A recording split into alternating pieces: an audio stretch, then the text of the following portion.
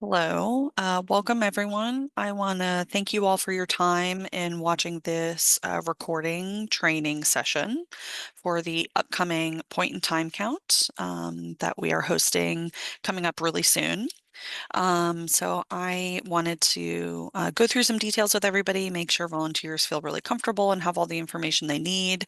And so we're doing things a little bit differently this time where we send out this recording of the training just to make sure, just with everyone's schedules being crazy, that everyone has access to the same training materials. And then we will talk about next steps kind of at the end. We'll talk about some question sessions and ways for you to touch base with us here at the COC if you have any questions about the upcoming point in time count and just your volunteer experience in general.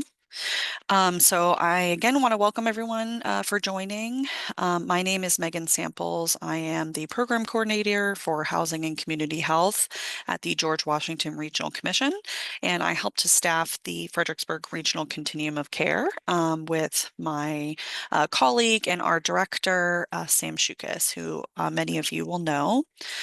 So I'm just going to kind of talk through, what we're going to be going over today. Just kind of a basic overview. We will talk about some background on what the COC is, as well as the point in time count. So who is the COC? What do we do? What is the point in time count? What do we use that data for? How are your volunteer efforts going to help us do that? And then we'll be talking about the bulk of the training is going to be discussing day of. So what to expect when you're conducting the count. We're going to go through all the survey questions and make sure that everybody feels really comfortable going into that. So kind of first things first, what is a continuum of care or what's better known as the COC? So the continuum of care is a federally mandated network of organizations that's working together to prevent and end homelessness in a given region through a strategic planning process. So what that means is there are COCs that are operating across the country. We do report to the Federal Department of Housing and Urban Development, or HUD. And so the Continuum of Care program has been around for many years. In our community, it is staffed by us here at the George Washington Regional Commission.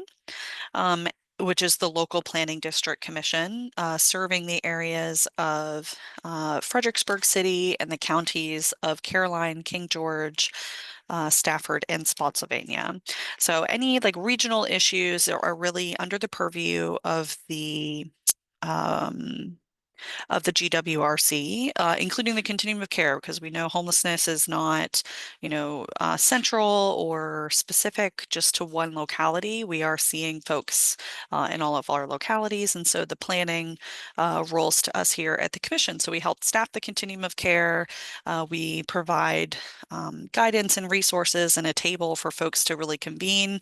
But the COC is not a specific organization, it's a network. And so what that means is that there are COCs that are operating all across the country and all across the state. So within the state of Virginia, you can see here on this map, there are some regional COCs like ours. You see us here, Fredericksburg, in that pale green color. You also have other COCs listed here. You have Richmond, Charlottesville, Lynchburg, some of these other areas that are large enough to have a regional COC like we do here. You'll also see that in the more kind of lime green color, it says balance of state. And so what that means is any area that does not have a designated COC, maybe it's a more rural area or there's less of a concentrated population, those areas fall to the state to manage and help provide coordination for homeless services like we do here at the COC, because maybe they just don't have as many folks and they rely on smaller local planning groups to help conduct that work. So, as I mentioned, here at the Fredericksburg Regional COC, we do serve the Planning District 16, which are the localities that we talked about just a little bit ago. This slide, you'll see we included information about, our vision and our mission, as well as what our core values are. So really the work of the COC, we, envision a compassionate, thriving community where all people have access to a place to call home. And so the work of the COC is being done across the community by many organizations coming to the table, having discussions around homeless services. And we on a staff level help to coordinate those and run, various committees and working groups to help target specific areas of the homeless response system. So, as I mentioned, this is our COC staff. My name's Megan again, as I mentioned. I help to staff the COC with Sam. And so if you ever have any questions just about, the COC in general or the point in time count, you are always welcome to reach out to us.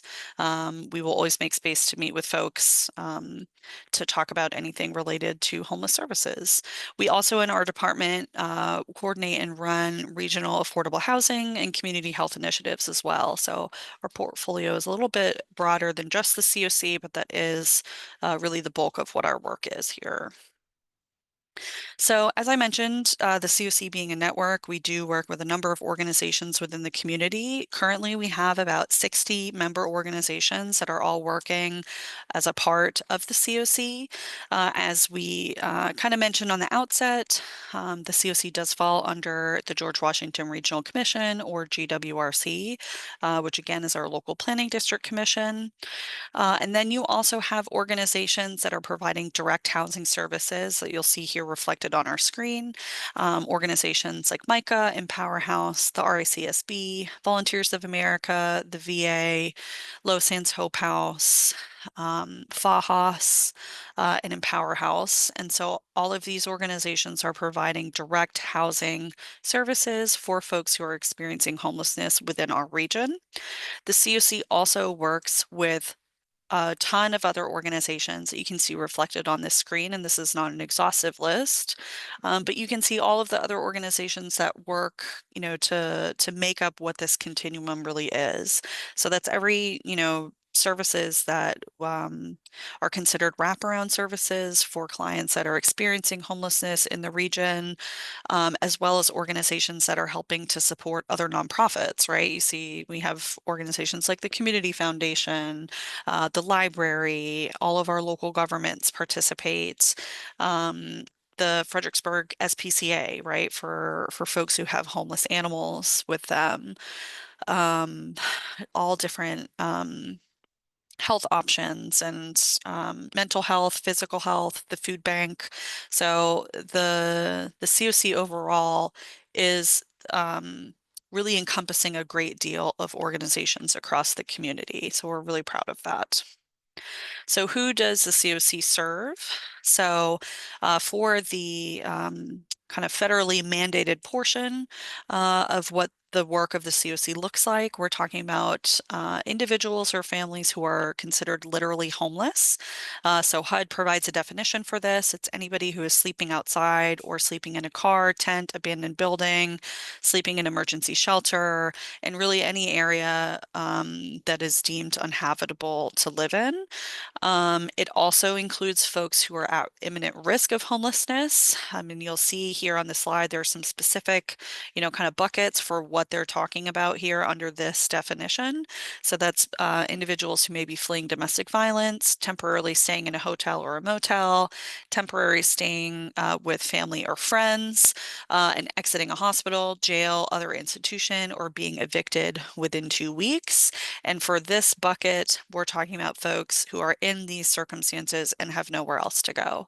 So that means they may be exiting a hospital or another institution and they do not have a home to go to. So there's a couple different buckets of how the funding of the COC works and who we're able to serve with those funds. This is not an exhaustive list of organizations working within the COC and the clients that they represent and community members that they are working on behalf of and with. But for federal funds related to the COC funding, they are limited to these buckets. And so when we're talking about the point in time count, these are the individuals that we are going to be focusing on for the upcoming point in time count. And that's really to adhere to those HUD guidelines. We are aware, of course, there are, a growing population of folks who are experiencing housing instability that can and often does lead to circumstances of homelessness. So we're talking about folks that are in hotels or motels, um, homeless kids within the public school system that fall under what's known as the McKinney-Vento Act, that provide services to homeless students. So there's a lot of different definitions of what homelessness is and what it means, and the folks that are affected. And just because you fall outside of this, kind of federal definition, we recognize, of course, there are other people in our community that are dealing with that housing instability. So we wanted to share just kind of some information on what we do with that point in time count data. So we're going to talk a little bit about more, what the count is. Um, Essentially, it's like a census of anyone that's experiencing homelessness within the region. And we take that data and we track it over time. So you can see here on this chart, this encompasses just from 2020 on. We do have historical data as well. But what we're seeing on average year over year, and this has remained fairly consistent, is that we have roughly about 200 folks outside on any given night within the planning district. So as you can see these numbers here, the point in time count typically is done in January, and we'll talk a little bit about that. Our board has elected for us to do a summer point in time count in addition, so we can compare those data sources and see the differences of people that are, sleeping outside in the winter versus the summer. So this most recent data here that you can see from 2025 was just collected back in January. So the total number of folks that we found outside was 189. That does include people who were in shelters at the time. So we had 171 folks that were in some kind of shelter situation. In the winter, we do have additional shelter resources in our cold weather shelter operated by Micah Ministries that provides night by night emergency shelter options when the temperatures are going to be freezing or below. And so, you can imagine you do see some differences in folks that are outside in the summer when we don't have those resources. We also look at people's individual experiences when we're collecting this information to see whether they're considered chronically homeless, meaning they've been outside chronically throughout, their life or their episode of homelessness. And so we really do a lot to kind of track that data and compare it with our population growth, and make sure that our services are still fitting the need that we see in our community. So as I mentioned, that point in time count typically is done in January. It is also a federally mandated event that takes place. So as we are conducting the point in time count, it's administered nationally. So folks all across the country are conducting the pit count. And we want to make sure that that information really serves as an opportunity to collect info that's statistically reliable and unduplicated. So essentially, the best way that we have found that we kind of describe what the point in time count or the PIT is it's an annual census of anyone experiencing homelessness in the region. So during the count, we have teams of people, local volunteers that conduct surveys with participants. That's going to be you all as volunteers. And what that does is it helps us to accurately track the number and the needs of the region's homeless population. So each pit count is planned, coordinated, and carried out locally, which is the process that you are getting to be a part of right now in this training session. And then that information that's gathered, we use that to better allocate funding resources for housing, as well as services to prevent and end homelessness. So the count really is our only opportunity throughout the year for most communities to take a really comprehensive look at their total homeless population. And it's especially crucial in assessing the needs of unsheltered homeless people within our communities. So this year's summer point in time count, as I mentioned, the COC board that represents the membership has voted to do a summer point in time count every other year.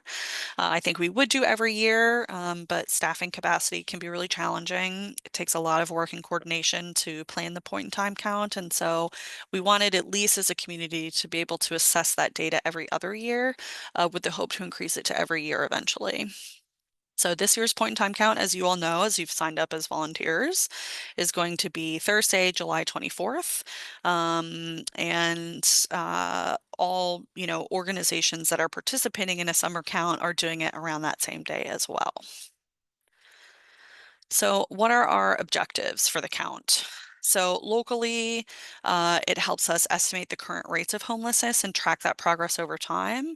Nationally, it helps HUD to assess those trends on a national level. So, it helps us to take a look at our planning district, track that progress over time, and then those numbers are provided to HUD. They're provided to our state governing bodies to help track that data on a state and a national level as well.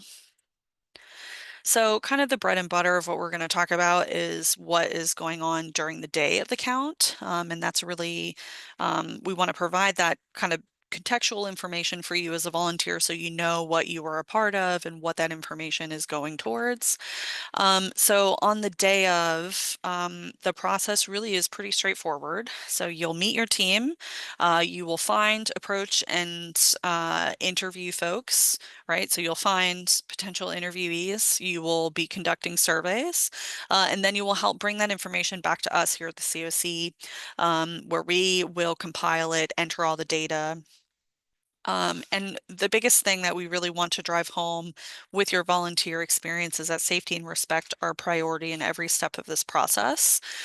So we um, mean this in terms of your safety as a volunteer, respect for the folks that you're working with, and also for the folks that you're surveying, who really are at the core of, why we're all doing this work.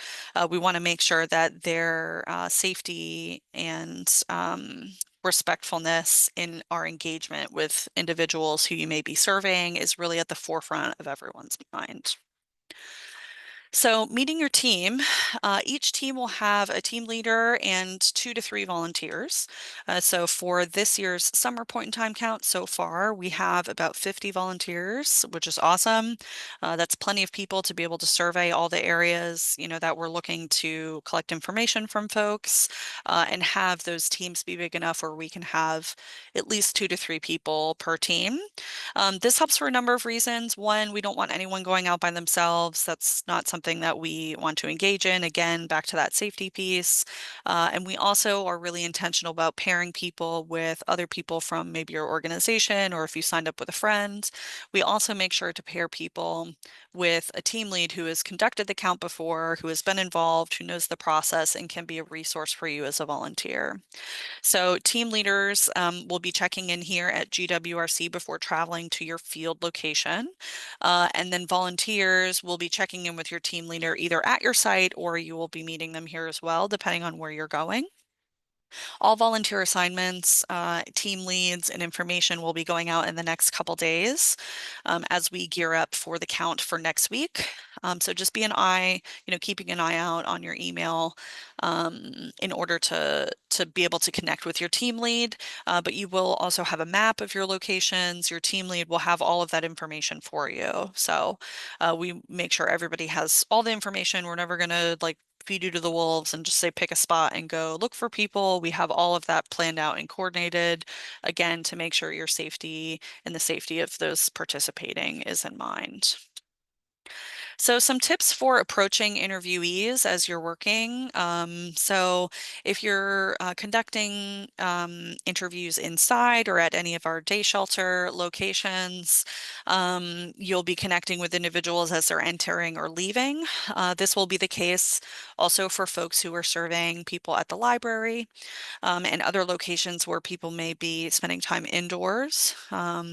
You'll be catching them, kind of entering and leaving.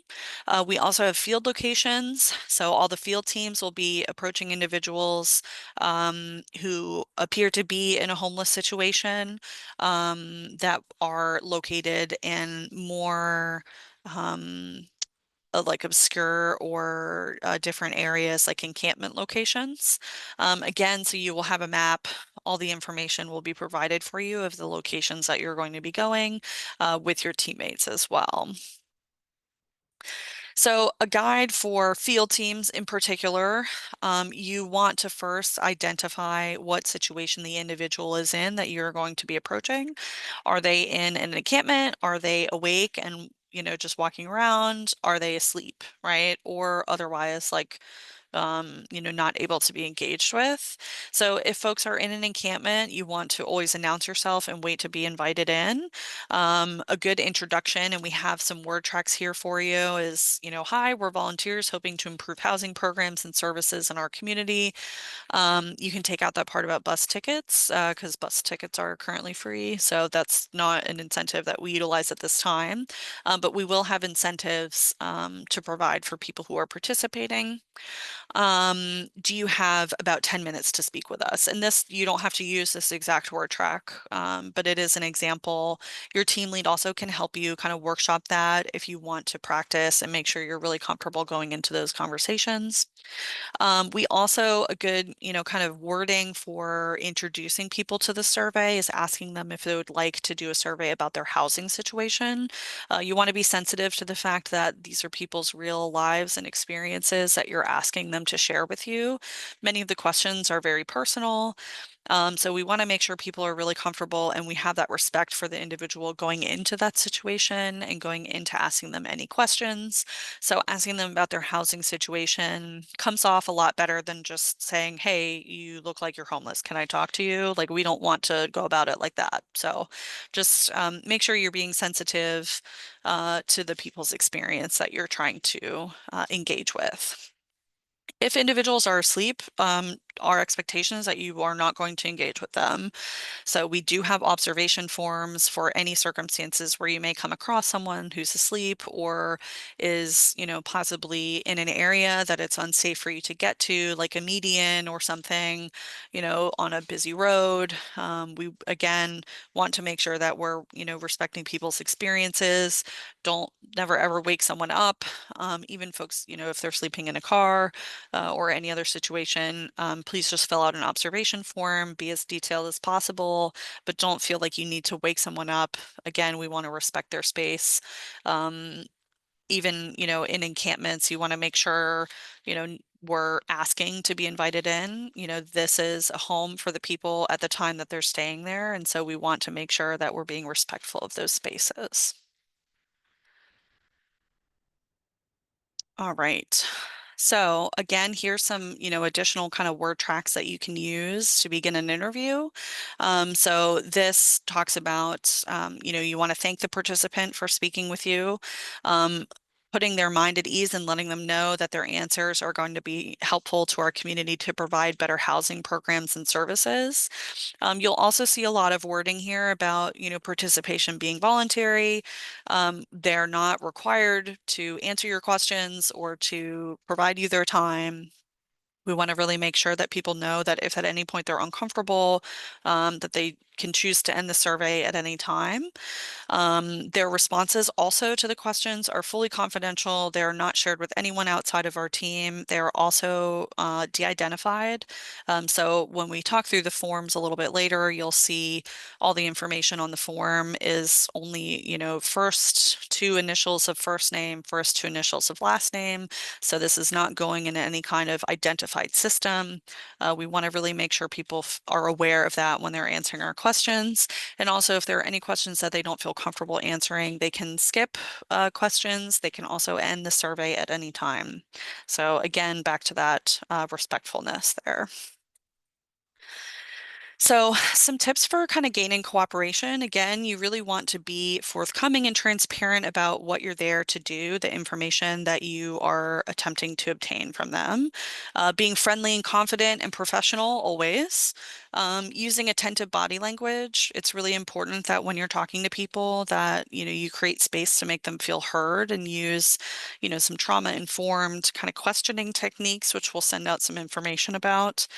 But oftentimes individuals who are experiencing homelessness have experienced really traumatic incidents in their lives and have had experiences that really shape how they're able to effectively interact with people. And a lot of them, people who are in this circumstance are often go unheard and their perspectives and their experiences. So you really want to be attentive when you're speaking with people, make them feel comfortable and heard. And then also giving clear and confident answers to any questions that they may have really reaches back to that transparency piece.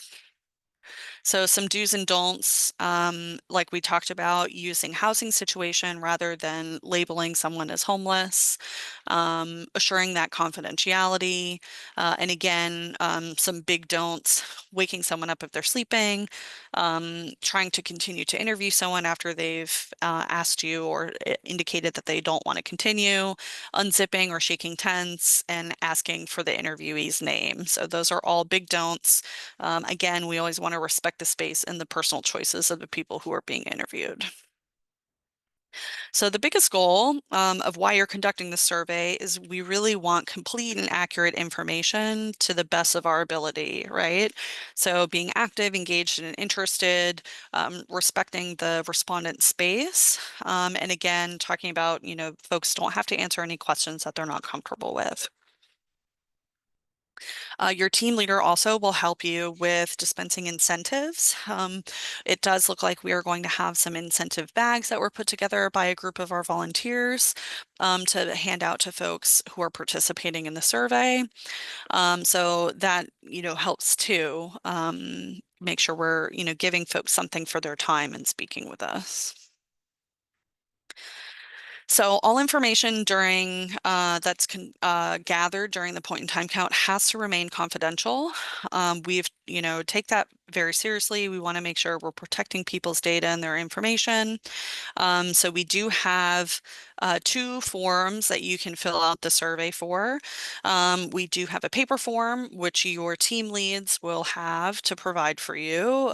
We coordinate all of that here at the office and print out forms. We also have a Google form. You can do that on your phone. And when we go through the questions again, we'll talk about how we, kind of deduplicate anything that comes in. But as a volunteer, you are accepting that level of confidentiality. This information is not intended to be shared outside of your volunteer group. Please, please, please do not share locations of people or any of their personal information. It is very important that we protect that now more than ever. So please make sure that we're, remaining confidential. As a volunteer, you are agreeing to adhere to that. Some safety reminders, like we talked about, you're never going to be conducting the pit count alone. So there will never be a situation where your team lead will ask you to go and conduct surveys by yourself. You always want to make sure you are within your team, you remain inside of your team, and you don't do anything to put yourself or your team at risk. So if there's ever a circumstance where you feel uncomfortable or you're not sure what to do, please reference your team leader. We also will be available as COC staff all day if any situations come up, or if you ever feel threatened or encounter a situation, 911, of course, if there's something that is threatening your safety.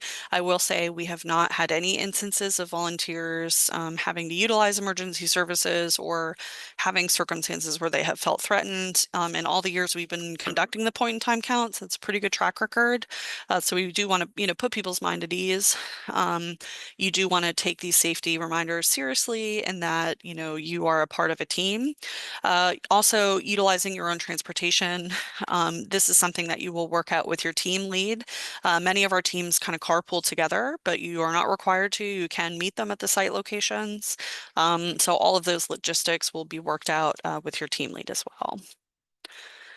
So a summary of the materials, our staff here will be providing your team and site assignments, as well as your maps, as we discussed. You'll also have the link to the online survey. You'll have paper surveys. We'll give you all the pens, all the clipboards, and incentive bags. So all the materials that you'll need. We also have stickers that we like to give out to folks who participate. So those will be included in your packets also. For volunteers, we do recommend that you bring your cell phone with you, right? Make sure all your cell phones are charged, especially if you're going to be utilizing the online survey form. For the early morning and evening teams, we recommend bringing a flashlight, and for all teams, really good walking shoes, appropriate clothing and accessories in case of inclement weather. You can bring a personal mask if you wish. So the pit count will go on, rain or shine. So please dress appropriately, especially if you're in a field team. You will be going out in the woods. Good like hiking shoes or walking shoes. Really important. Typically, around this time of year, we're seeing really extreme heat. So we will also provide some water for volunteers, but please make sure you bring some water with you that you can keep in your car as well to make sure that you are staying hydrated and make sure you have the appropriate clothes for that. So we talked a little bit about, some of the various ways you can complete the survey. So the online survey, it's going to be submitted directly to us here on the coordinating side via Google Forms. Your field locations, please make note. You may not have Wi-Fi or a strong signal in some of the areas where we've seen encampments. So please, bear that in mind. If you're not able to get the online form to work, you will have paper surveys. And it's really based on whatever your preference is. We're happy to do either. All the paper forms, we take them and we enter all the data digitally anyway. So it's really whatever you're most comfortable with. For paper forms, your team lead will collect them and return them all to me here at the GWRC office. So we're going to jump into what the survey looks like, so folks are really comfortable with that. So as you can see, this is the full survey form.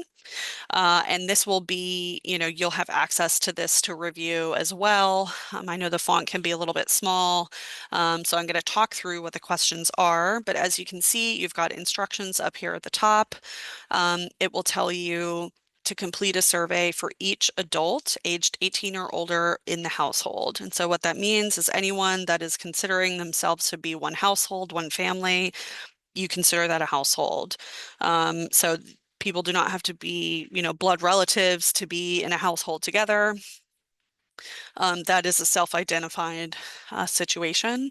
And so you won't be completing surveys for children, but their information will be collected through the adult survey. So the only exception to that, that you would complete a full survey for any one that's under 18 is if that person is parenting themselves or is unaccompanied without any adults with them. So we'll show you kind of what the form looks like. We also have the script here that can help kind of prompt some of those conversations. You can make any edits that you like to this, adjust it, make sure that the word tracks you feel comfortable with. It's going to have space for your name and the location. Please, please fill this out. Make sure you are filling this out accurately. The locations are really helpful because it helps us to identify maybe the locations need to be updated, or say you're going to an encampment site and you didn't find anyone, or vice versa, right? Maybe on your way to a site, you see a group of people and we need to update that. So please, please make sure you're filling that out. First question, in an attempt to just deduplicate, is have you already taken a survey, right? If you have already taken a survey, thank them for their time. Let them know you do not need the information from them again. Everything really is going to revolve around this question: where did you sleep last night? So in our case, for this point in time count, it's going to be last night will be Wednesday, July 23rd. So this is what is going to determine that literally homeless situation. So were they outside on the street? Did they walk around all night? Were they in another public place? Were they in a vehicle or a park, woods, outdoor encampment? We will be taking cold weather shelter off of this list because it'll be happening in the summer. Abandoned buildings or other locations. So these are just some common responses that we get. This is not an exhaustive list, but typically these are the responses that we're getting. So if you do check that other box, please be specific of where they were. Other situations also, you'll see here right under that question. So motel or hotel, some local shelters, hospital, jail. Are they staying in an apartment or house? If they are staying in a motel or a hotel, or they're coming out of another shelter, you will only collect this information on the first page. We don't want to like cut anyone off if we find out that they are not in a literally homeless situation. We still want to make them feel valued for the time that they've given us, but you do not have to go through the full survey with them if they are not in a literally homeless situation, which again is those instances that fall under the HUD literally homeless definition, which we'll include in the form for you as well. So after that, if you do identify that they were in a literally homeless situation and you're going on to continue the rest of the survey, it's going to ask a number of questions. So how many people, including yourself, adults and children, are part of your household? This is going to help you determine, is this someone who is by themselves? Do they have someone else in their household, right? And did you all stay together in the same place last night? You will fill in, if they are comfortable providing it, the first two letters of their first name, the first two letters of their last name. Please, please, please do not collect their full name. Again, these are fully confidential. We do not want identifying information. We really just need enough to make sure that people aren't being duplicated. So that is why we do the first two letters of both first and last name. So on the top of this form, you'll see here it says household member one. So on the form itself, there is a lot of options for various numbers of households. So if someone has a number of people with them, you will do this box up here with this demographic data for each person in the household. As you can see, we are collecting information on gender, racial identity, and sexual orientation. Again, it's important to make folks feel comfortable and that this information is not going to be shared with anyone outside of our team, and also does not dictate their eligibility for services.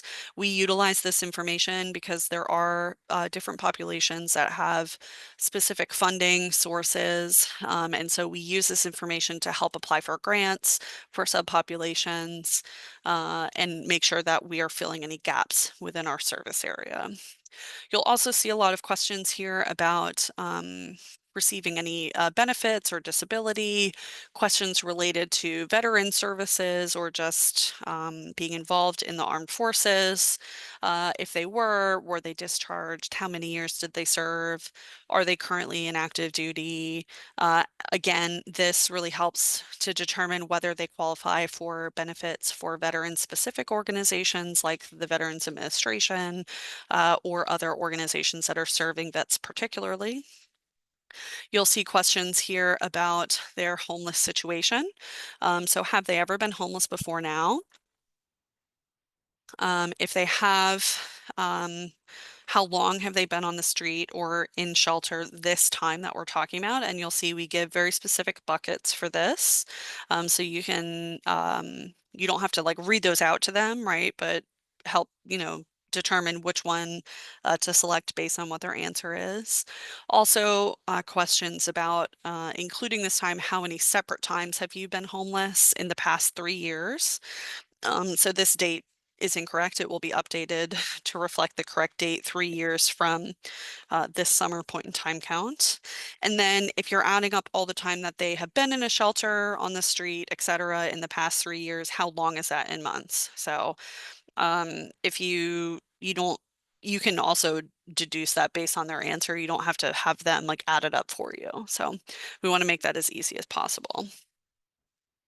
The next kind of set of questions, we really like to preface and let people know, that the questions are very personal, and again, reassuring them that their answers in no way affect eligibility for services. They are only to help us determine how we can improve services for our community. So you'll see a number of questions here related to alcohol and drug use, ongoing health problems, post-traumatic stress disorder, any type of psychiatric or emotional conditions, physical disabilities, or serious brain injuries. And so the big kind of question that we're looking at with any of those circumstances is this number 15. Do any of the situations we discussed keep you from holding a job or living in stable housing? Oftentimes we're seeing when people are experiencing these things, it does impact the stability of their housing and has oftentimes contributed in a great way to their homeless circumstance that we're seeing. So if they say yes, you'll then prompt them to talk through, which ones have kept them from holding a job or living in stable housing. There's also questions related to if they have ever received special education services or attended special classes, questions around AIDS or HIV related illnesses, as well as domestic violence, dating violence, sexual assault, or stalking. So again, this is like the bulk of that really deeply personal questions that we're asking people to trust us with the answers for. So again, building that rapport before you get to those is really important.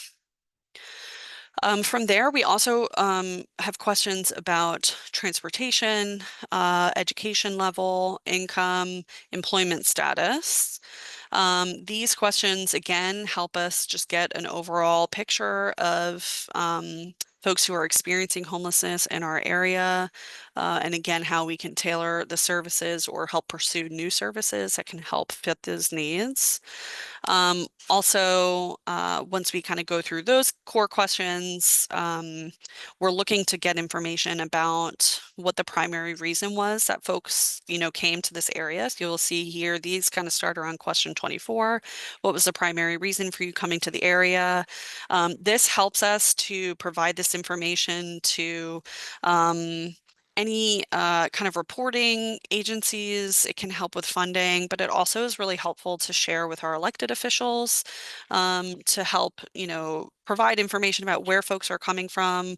What we typically see the most is either individuals that we're encountering who are experiencing homelessness in our area were either born here, grew up here, or have some kind of family here. We do see, of course, some folks that are just passing through, but the majority of people grew up in this area. So these questions really help us to showcase, what that looks like to our elected officials as they're determining policies and how those policies affect people experiencing homelessness in our community. So we also have questions here about right before you became homeless, where did you live? And with this question, it's really important to try to get the zip code, right? Because there are many, Fredericksburg zip codes that are in Stafford County or Spotsylvania. So we want to really get as accurate information as we can here. Even if they just have a partial zip code, that's okay, but please make sure to ask them this. We also have questions then, as you can see, starting around 26 that go through factors that contributed to them becoming homeless. Did they experience homelessness as a child? Were they ever in foster care? And then some questions around utilization of emergency services, healthcare. Do they have health insurance? How many times have they been to the ER? Have they been in any admitted or inpatient hospital in the past year? And are they using a doctor? So where do they go to see a doctor when they need to see one?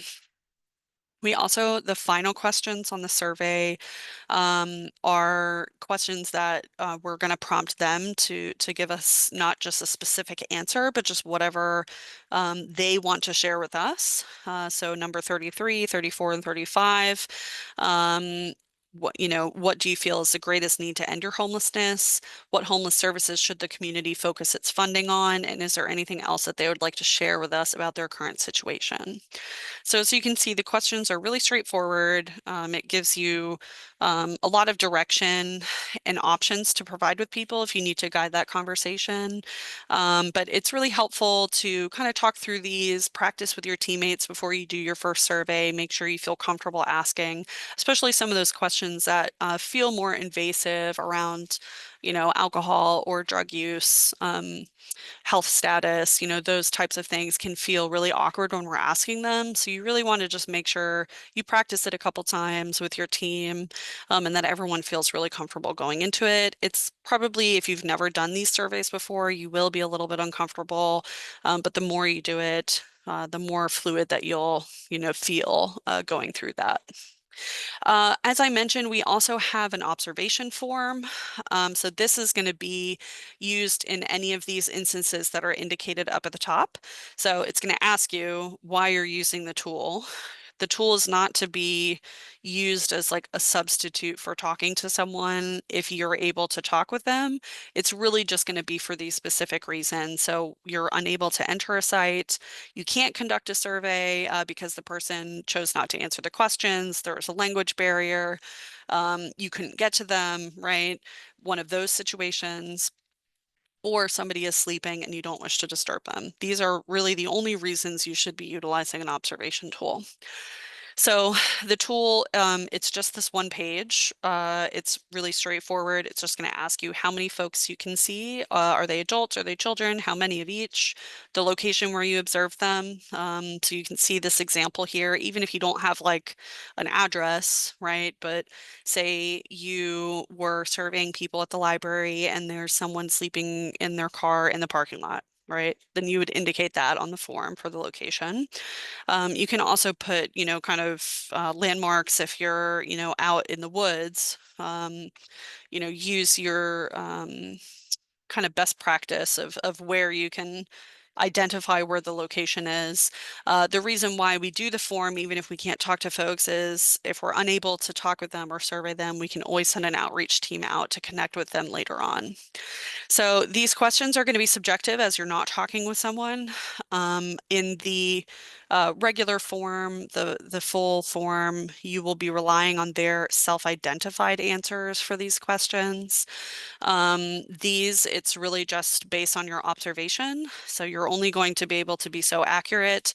But this again is really just to help identify, are we able to find this person? Can we get someone from a street outreach connected with them?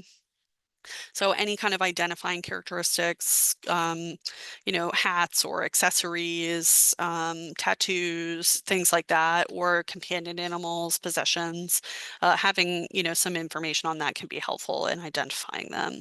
So the observation tool is really straightforward. And again, you're only really going to be utilizing it under those specific circumstances. So next steps, we will be holding open office hour style sessions virtually for any questions that come up related to the point in time count, related to the COC, related to any data or information that you would like around homelessness in our area. If none of the time slots, you can see they're listed here and they were on the sign up form as well. We have a number of them available. We tried to be as flexible as we could with scheduling to give folks sometimes in the morning, sometimes in the afternoon, some kind of midday slots. So, but if none of those work and you do have questions, please reach out to me and let me know. I will make space and time to talk with you either via phone call or video chat, whatever you're more comfortable with. So and also for these time slots, like you're not required to sign on to these. It's really just if you want to go over things, you want to practice something, you want to talk through, a hesitation or anything like that. And essentially how this will work is I will be online during those time slots the whole time. That doesn't mean if you sign on that you have to stay for the whole hour, right? If you have one question, you can jump on, ask me the question. That's it. Or if you'd like to stay, if other people asking questions, you're welcome to as well. But I will be online and available to talk during these time slots. You don't have to sign up in advance. Just click on the link that will be emailed out to you. It's the same link for all of the slots. So also this training will be made available on our website. So if you need to go back and reference something, you can. It will be available and kind of live forever there. So your time slots, locations, and team assignments will be going out midweek this week, so in the next couple days. So your team leader will be in touch. You will be receiving day of instructions, where you're supposed to meet, what time you're supposed to meet, what to bring, a reminder, kind of these main points that we've gone over here in the training today. So that concludes the volunteer training for our point in time count for summer. Again, please, if you have any questions, feel free to utilize those office hours. My email address will be in your instruction email. So if anything pops up, you want to chat or have a question, please don't hesitate to reach out to me. And hopefully I will see some of you during those office hours. If not, then I will see you the day of the point in time count on Thursday, July 24th. And thank you all again, for your time and your willingness to help support our community. We're really excited to work with you to make this year's point in time count a super big success. So I will see everybody for the day of the count. Thank you.